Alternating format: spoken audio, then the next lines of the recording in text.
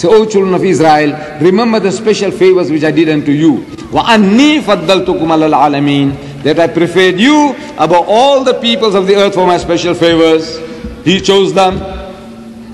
But they didn't carry out their responsibilities. They made the religion a racial religion. You have to be born a Jew to be a Jew. They don't want you. So, a Jew among the Jews, Hazrat Isa alayhi salam, according to the Christian record, he is telling the Jews, he says, the kingdom of God will be taken away from you and given to a nation bringing forth the fruits thereof.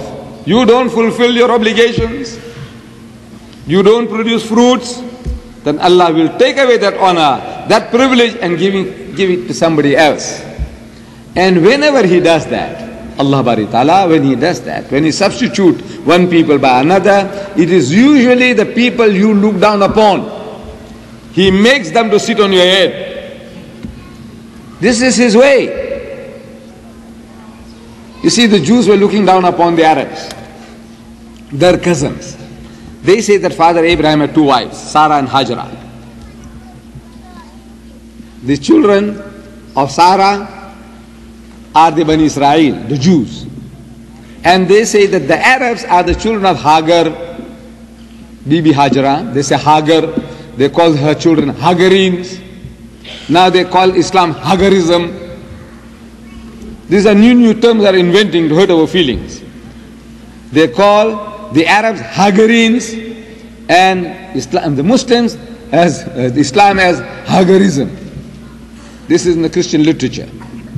People that they look down upon. That these Arabs are the children of Hajara, who was, they say, a bondwoman, a slave woman, a woman from Africa.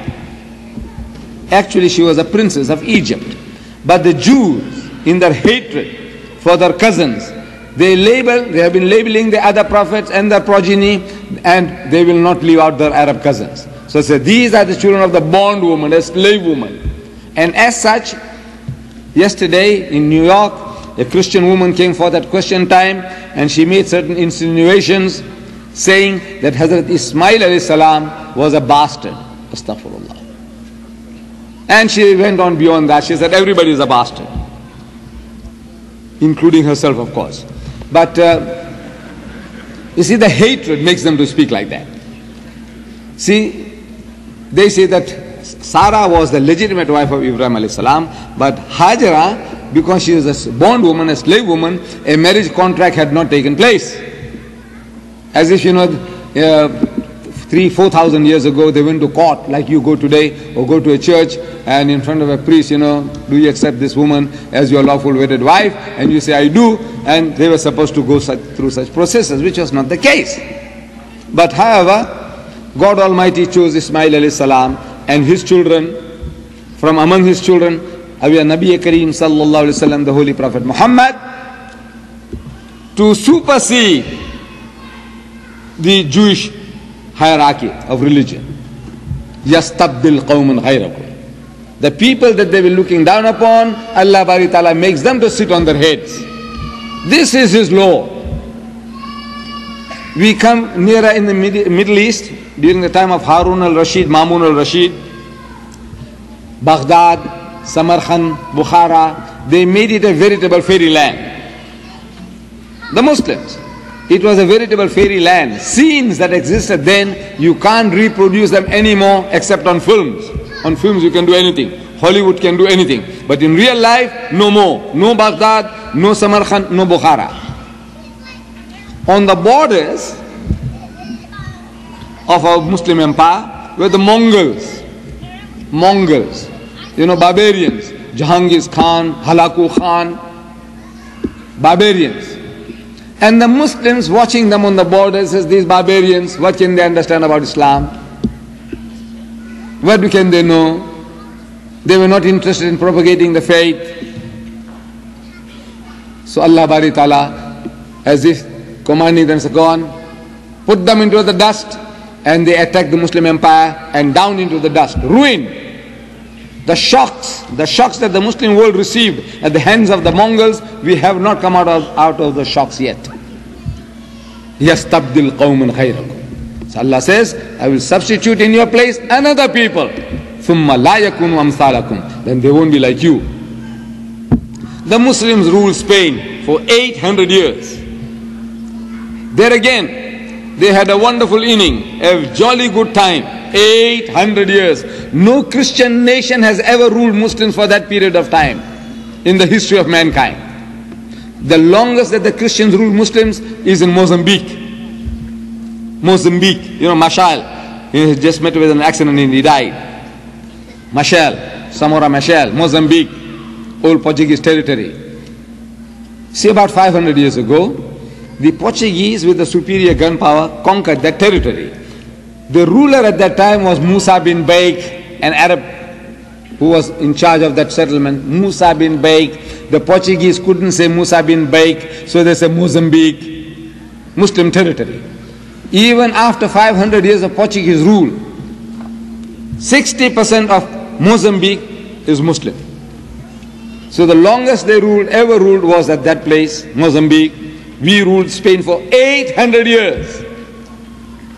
And we didn't do our job. We didn't do the job.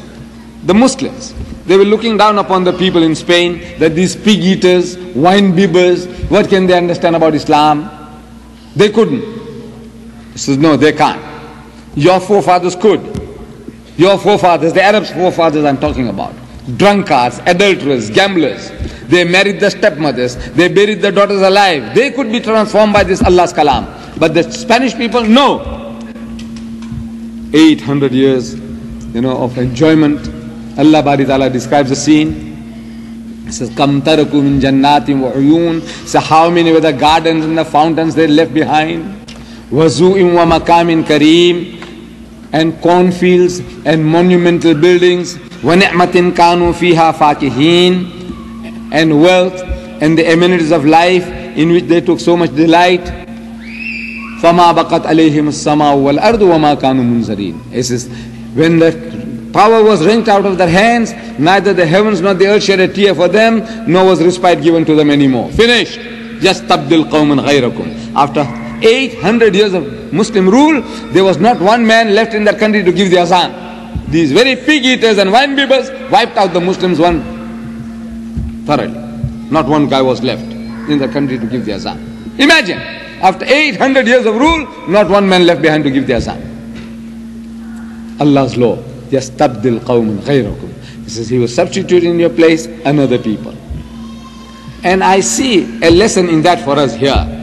Only this afternoon, while listening to Brother Waris Muhammad, I sensed something. That my brethren, the Afro-Americans, I'll call them blacks, I call myself black, whatever you like to call them, that they have been here for 300 years. And what the Christians did to them in these 300 years, the enslavement, they destroyed their language, they destroyed their culture, they destroyed the religion, everything gone.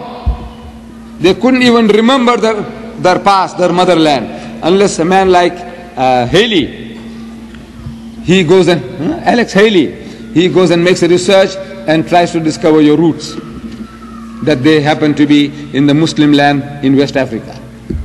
Your forefathers and sisters were Muslims, but they made you to lose everything. Your language, your names were changed, surnames, owning the slave masters' names.